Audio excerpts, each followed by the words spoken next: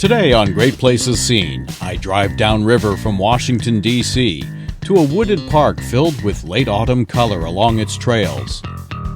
One which leads to a very special beach, where water has chipped away at giant cliffs to expose the distant past, also creating a pleasing setting for the current time.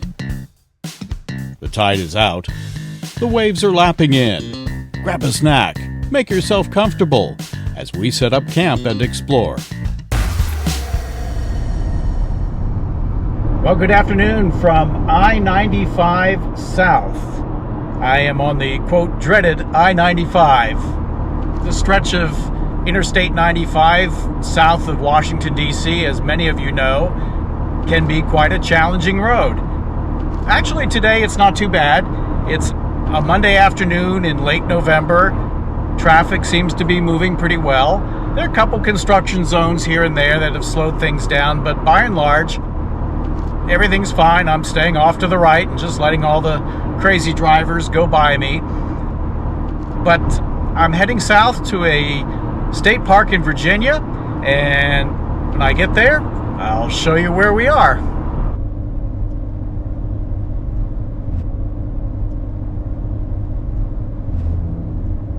People have asked me, why do you keep saying we when you're traveling solo? And I guess that's out of force of habit, but it's we as in you and I are sharing this voyage, this video, this trip. So that's why I keep saying we.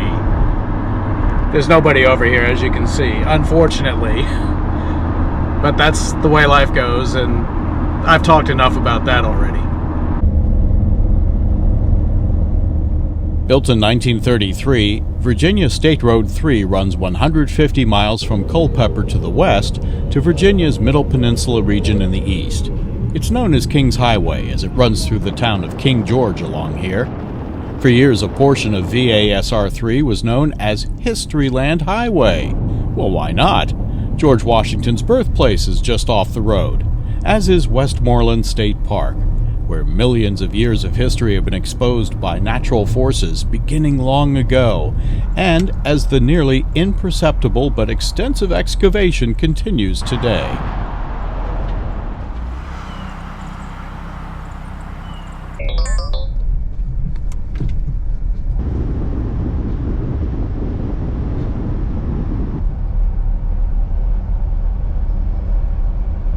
Well, since the gate was closed, I have to check in here at the visitor center.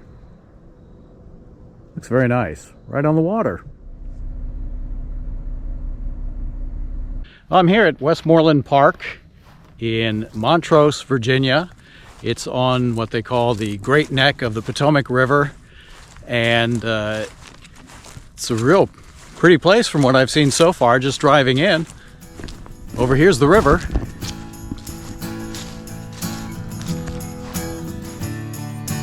In the Visitors Center are two interesting residents you might not expect to see: Stevie Nicks and Reba McIntyre. Little known fact, both like mice. No, I mean they really like mice.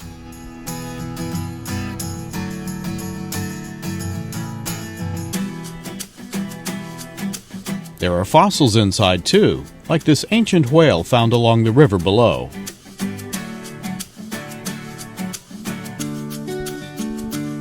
This one I'll probably check out tomorrow, the Big Meadow Trail, which leads to Fossil Beach. It's a sensitive area, and we all know how painful that can be. Well, even though you have to stop at the fence line, you do get a sweeping vista of the Potomac River.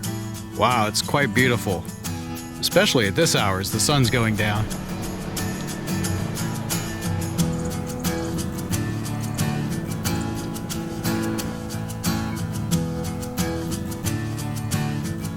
Probably not the season for bluebirds to be nesting here. The river and the other side belong to Maryland.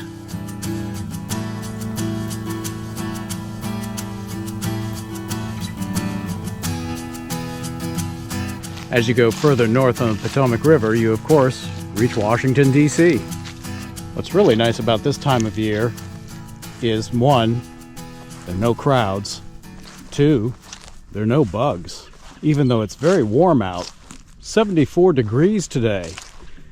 Not an insect to be found, at least flying around me.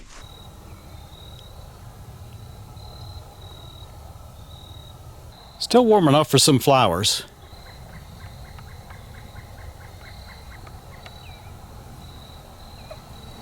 If you happen to be here in the early 1800s, well, it was quite a busy place.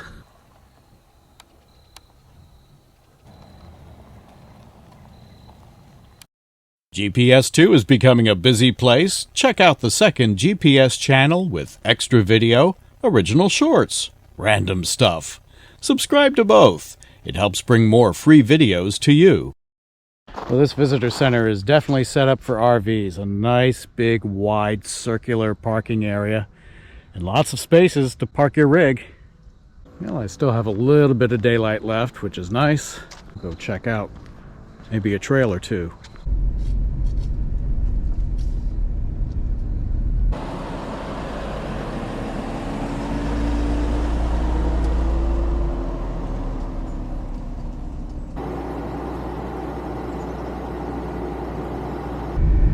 Westmoreland State Park has 2 campgrounds. I could choose almost any site I wanted, as camping in the park is about to close for the season. Because I keep my trailer in storage, I like to visit a park late in the year, so I can prep the trailer for winter. I'm in Campground A, with 2 loops that converge at the bathhouse, so I'll stay close to that. Well, I didn't have much of a problem backing in. This site, turns out, is very off-level. This is about as high as I've propped this thing up. And I almost didn't unhitch. I was going to just leave it on since I'm not here for long. But it's okay. Looks like it's as level as I can get it, pretty stable. I would have been better on one of the pull-through sites next to me, but I chose this site because it was closest to the bathhouse, because I'm taking care of sanitizing and winterizing while I'm here, so I wanted access to the bathhouse, which is right over there. There's a cabin, and then on the other side of that is the bathhouse. I'm already starting to lose my light because I spent so much time trying to level the trailer. But it's okay, I'm in, and I can still get everything done tomorrow. I don't need much in there, just you know, put the food in, a little bit of dinner, and I'm in for the evening, and that's fine. It's very comfortable for mid-November. I'm real fortunate the weather is warm. It's forecast to significantly change the day after I leave. Let's check out the amenities.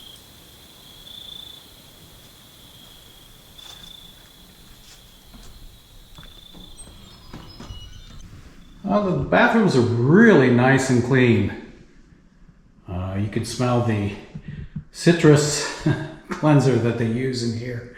All these mats here, by the way, brand new, which is nice. But I've seen the park folks here a couple times during the day, so they really keep this thing nice and clean. Very well maintained. There are only 4 people camping here last night. 2 have pulled out, but the campground folks have been here several times, so they are really on top of it, even when there's nobody staying here, or very few. Nice little laundry room.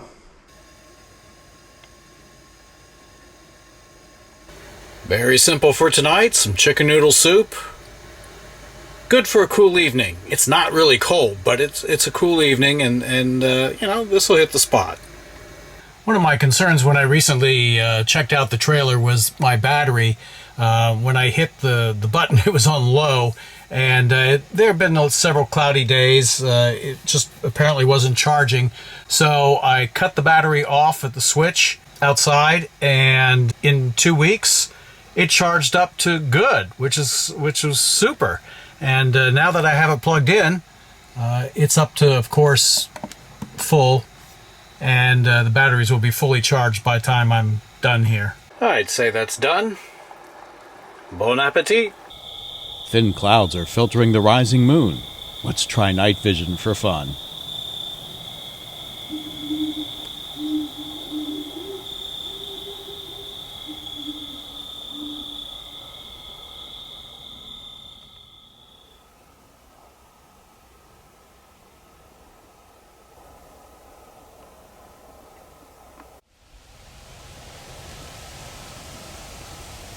Good windy morning.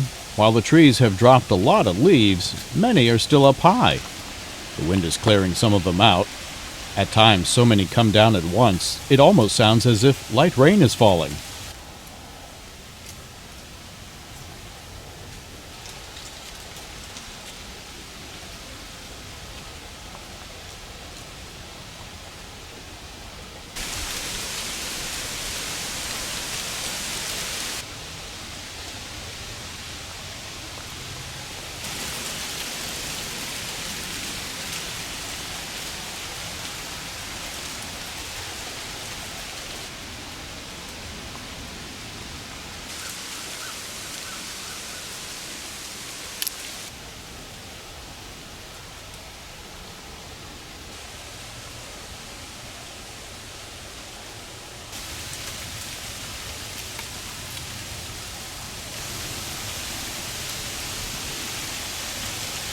The wind will subside as I begin to walk through the park, and the temperature remains comfortable. These look to be pretty basic cabins. There's no heat or electricity in there, but you do have, of course, picnic bench and fire ring. These cabins, I understand, are getting a bit of a rehab. They're not available right now. It does look like they could use a little bit of work. I think they're essentially just basic shelters anyway, but according to the website, they're going to have some work done on them before next season. That'll be a nice upgrade. This is kind of the end of Loop A through here. It's just cabins and primitive camping, tent camping. So if you're bringing an RV or a trailer or whatever, you're going to be staying in the front part of the loop.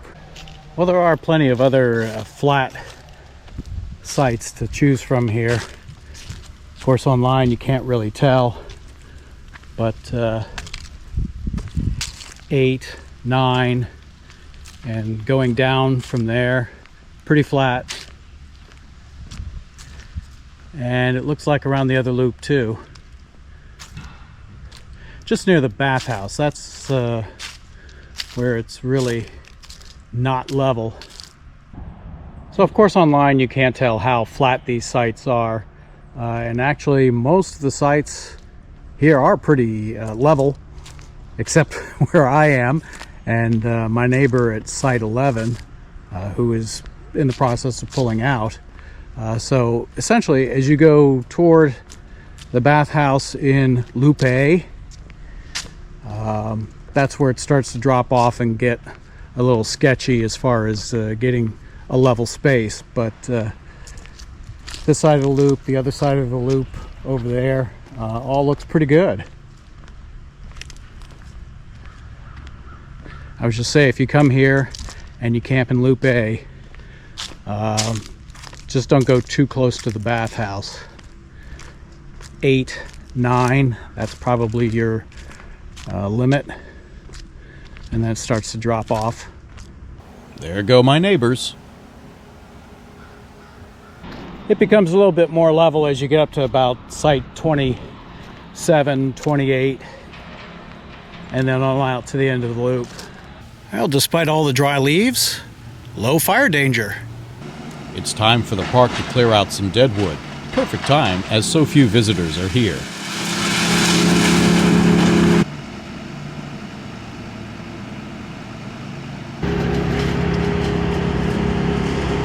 Well, they have a discovery center, obviously a lot of teaching that they can do for young visitors and young at heart. A little amphitheater section behind the discovery center. Well, not open today.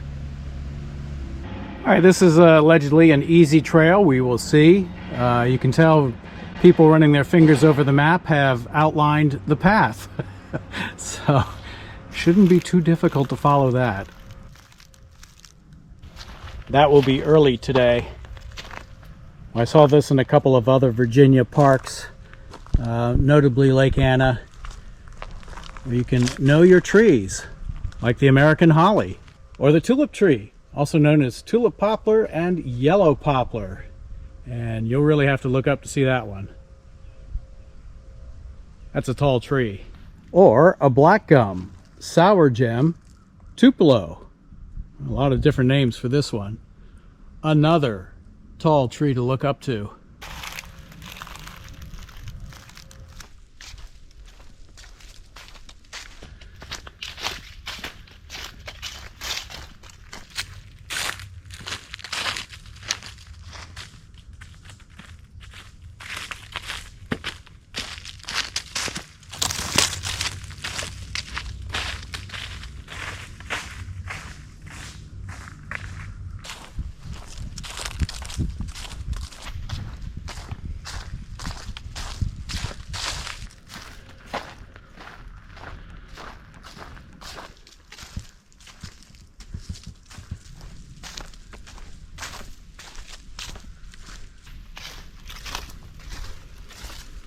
Even with so many leaves down, still a lot of nice colors up in the trees. Well, it's clear I have a way to go down if I'm to reach the water, but the park creators have made a trail that is a very easy grade, not steep, and it just kind of winds its way through the woods here. The creators were the CCC, the Civilian Conservation Corps, back in the 1930s during the Great Depression era. And this was one of 6 Virginia state parks created under the CCC program, part of Franklin Delano Roosevelt's New Deal. It was a big deal. And these parks are still here and still being enjoyed.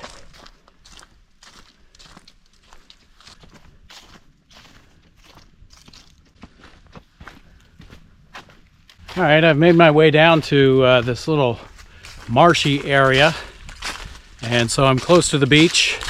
One thing I failed to check was the tide schedule, so I have no idea if the tide is in, out, or somewhere in between. We'll find out.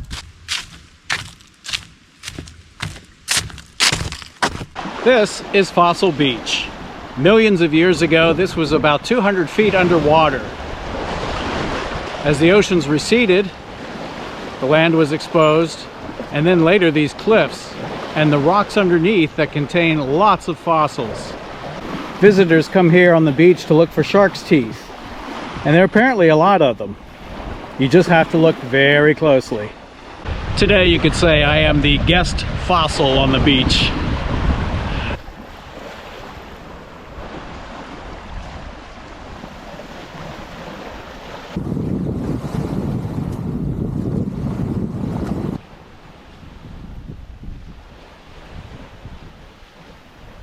You can see how far back the sand goes, so I guess I did okay with the tide today.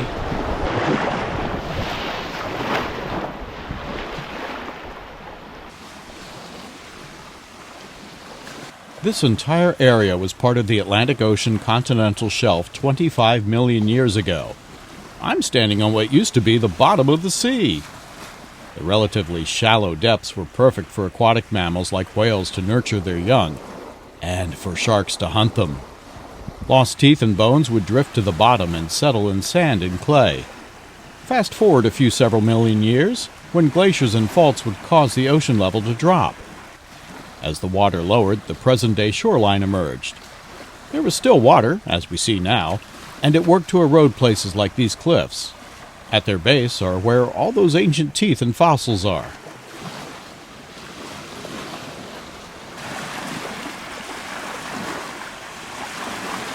This is the Potomac River. It comes out of the Atlantic Ocean, and it's tidal, saltwater, all the way up through Washington, D.C. This shoreline belongs to the Commonwealth of Virginia, but the water and the shore on the other side is all a part of Maryland. The park says low tide and after storms are the best time to look for fossils. Using screens will help sift through the sand and debris washed on shore. The park has handouts of 19 different possible fossils and teeth found on the beach, and it's suggested you carry a plastic bag or container to keep your finds safe. The park warns of wet, slippery clay while you look, although most of those areas are not accessible.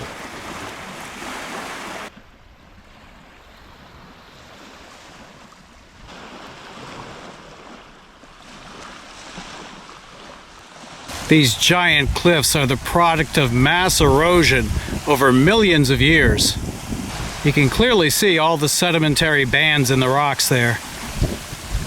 It's the base of these cliffs where the rocks are and where many of the fossils are found.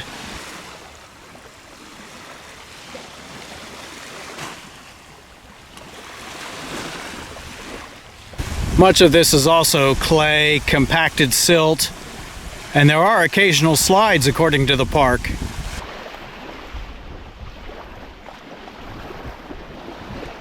Ooh, that looks like a snake in the sand. Nope, just a water-worn branch. Sure looks like a snake. There's also a spot where fresh water is flowing in from streams above, and it too is revealing some buried history.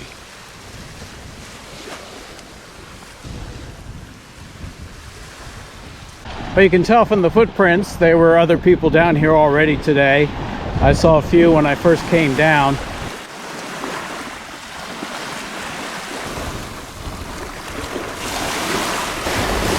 There's a shell.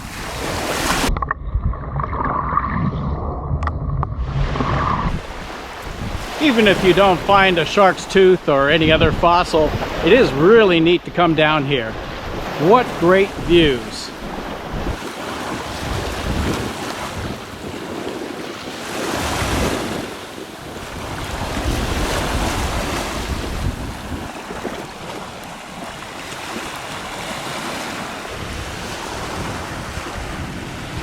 While most of the fossils and shark teeth found here are believed to be between 5 and 25 million years old, the ocean has been flooding and receding for 95 million years, changing the marine climate from tropical to Arctic and back. Many fossils found are from present-day relatives who do not currently swim in Atlantic coastal waters because of temperature. So many shark teeth are here because each shark loses and produces thousands of teeth during their lifetime.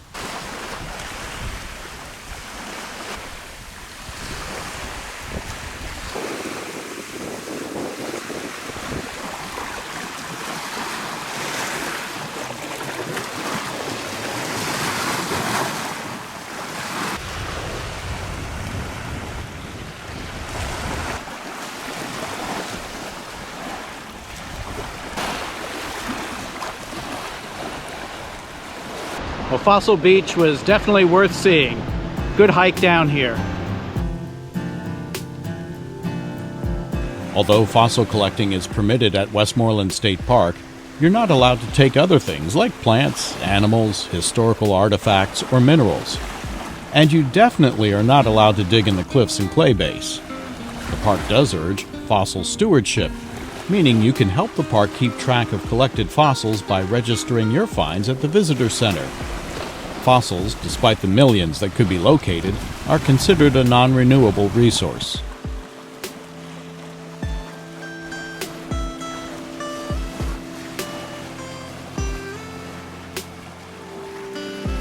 A good storm will topple some of these trees.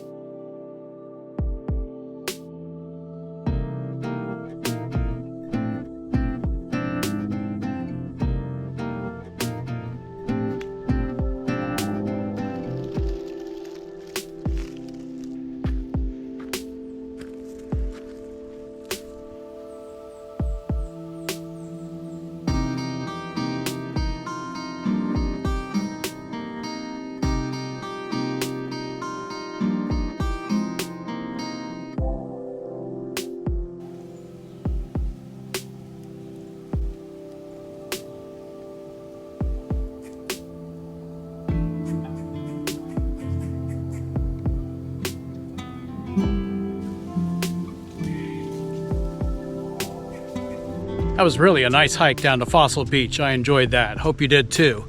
That's a great place to visit on a beautiful day. I'm fortunate in late November, it's shirt sleeve weather. It wasn't really windy down there, didn't feel cold at all. So a nice day at the beach with few people there. But I think if you visit in a more warmer time of the year, you might be able to stay there a little bit longer. Well, of course, you don't have access to the cliffs at Fossil Beach, but there is a wide area in between them, and that makes it a great place to visit. Really enjoyable. I liked it a lot. The trail continues next time at Westmoreland State Park as we follow steep paths in a very different section. Trails that lead to a number of diverse water areas. Some calm, some active, some in need of a little care ahead of winter. Along the way, many friends have stopped to say hello as we extend our stay at this very unique park on the next video. Thanks for watching. I'm glad you came along for the ride. See you next time.